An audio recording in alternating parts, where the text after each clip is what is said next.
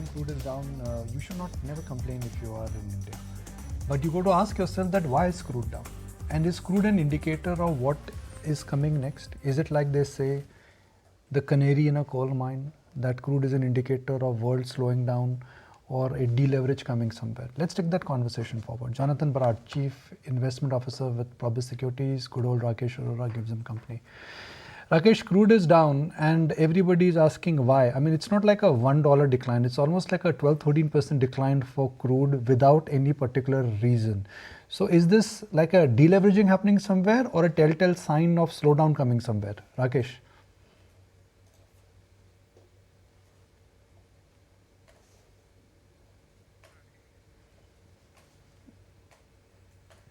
Okay, Rakesh Arora, would you like to respond to my question? Would you want me to repeat the question?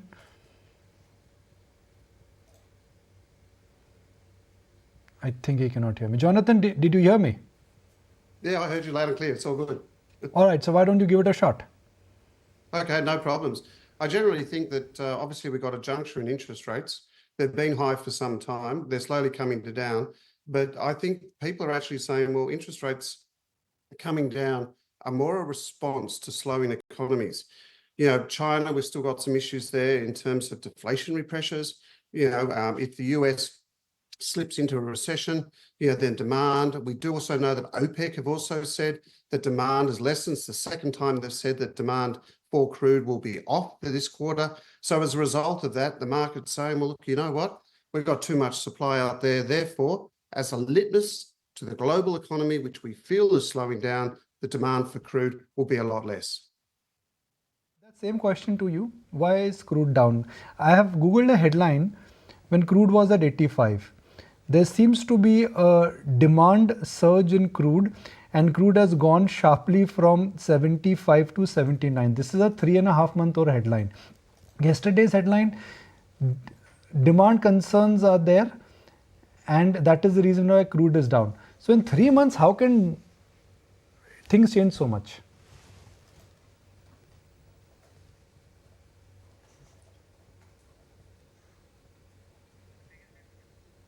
Rakesh Arora cannot hear me.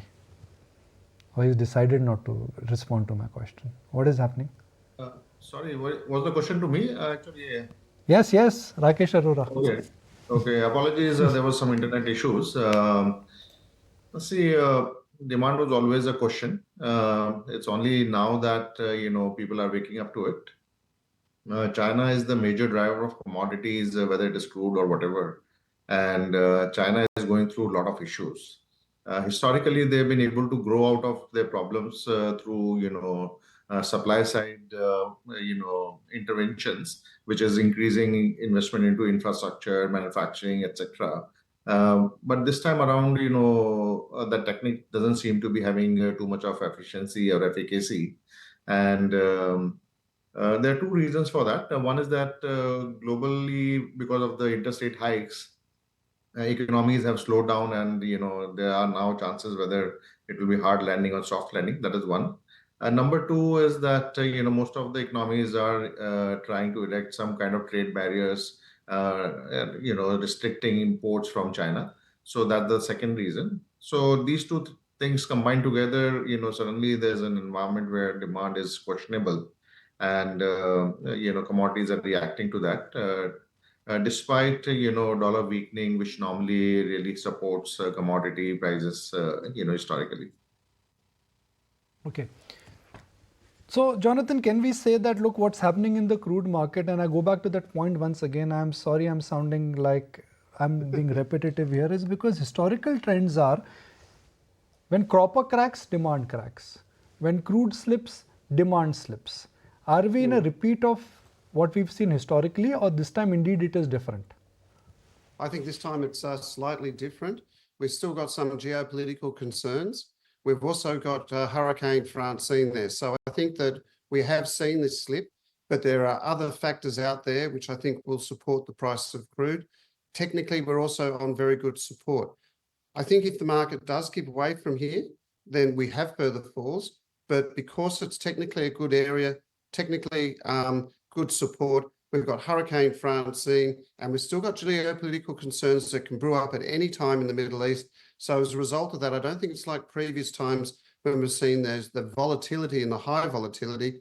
I would like to see the price sort of spend some time around here before slowly moving up. But as we know, technically, if it breaks some important levels, traders get onto it and it does go down. But I think there are too many reasons out there for the price of oil to be relatively supported so we don't get those drastic falls. Right? Okay. Rakesh, at what point you think OPEC would come out and say, we are cutting production. We do not want oil to stay at $70 or sub $70 forever. So we will do the needful in terms of taking some oil off the market. Do you see that happening soon? And I'm saying Rakesh Arora so that there is clarity this time. Yeah, thank you so much. So obviously, most of the large oil producing countries' budget depend on, oil prices. And volume doesn't really have that same kind of impact as the pricing. And for some of the large producers like, Saudi, etc., the uh, the price of around $80 to $85 is where, they balance out their budget. So that is why, crude was holding up to that level. But since demand in the short term can be, up and down slightly more, and it's difficult to really control. But from a medium term perspective, I think, the vested interest of suppliers is that the crude stays in that $80 to $85 benchmark, and that is where we think it will stay. Jonathan, I want to get you in here because, we've been debating as to now crude has slipped sub 70. Where is it going to go next? Are we going to see levels like 65, 60? Do you think there's merit in even talking about that? Because what we've seen is also 3 consistent months of a decline in crude prices. So would you say that the trajectory has changed for good? Look, I don't think it's changed for good. I do think that we've seen a lot of volatility and that'll remain. I think crude also has a wonderful way to stay in a range, and it stays in a range for some time so it moderates through the economies. So I don't think I don't think we're into a new and lower range yet. I would like to see, the reasons why investors are good on crude or good on commodities or bad on commodities. I would like to see more data to conclude that we have a trend. Remember, we do have CPI coming out tonight in the States, and that'll help determine how people will start to feel about whether or not the demand cycle has just fallen off a cliff, and therefore crude should be a lot lower. I don't think that's the case, but I do think that if anything here, crude will not find a new range here, although it might gradually find it. I do actually think it's more of a low here for an intermediate time before slowly moving up, but not too much higher from these levels. But I'd like to see it more in a range to where I'm used to seeing it. Concur with those estimates in terms of crude not really finding a range around these levels?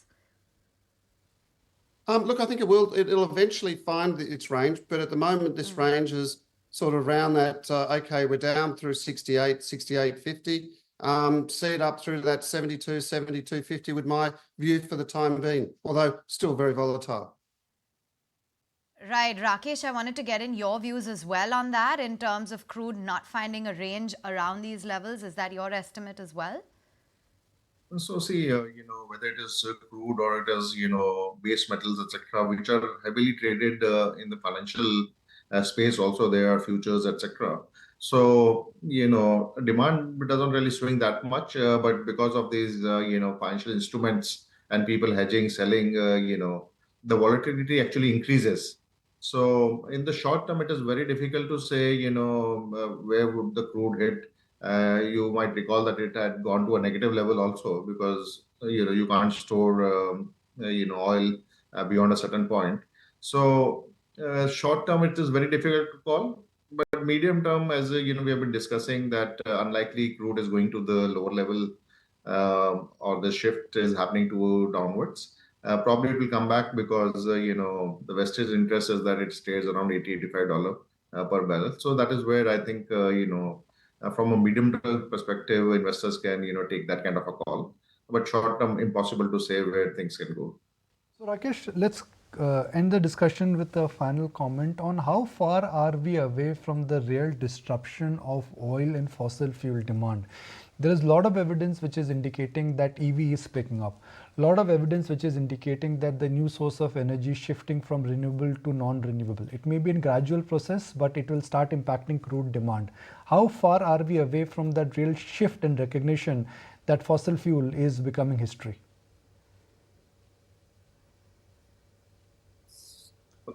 Is the question for me? That's right.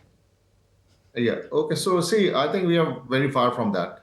And the adoption of EV, which started off with a bang, is actually now in a little bit of, doldrums, I would say. People are preferring hybrid cars as compared to, EVs per se. And so I think, the obituary of oil won't be written for next 2-3 decades. Two of the largest users of, oil are China and India. India, meaning there's hardly any, penetration of EV. And in China, it's already a very high number. So I don't think things are changing immediately, meaning government is doing a lot of things, but we are probably moving to an intermediate phase where hybrids would take over. Meaning EV's adoption will take long time. Right. Okay, Rakesh, Jonathan, both of you, thank you so much for taking the time out and speaking with us today. It was a pleasure having you on ET Now. If you like this video, then like, share and subscribe to ET Now.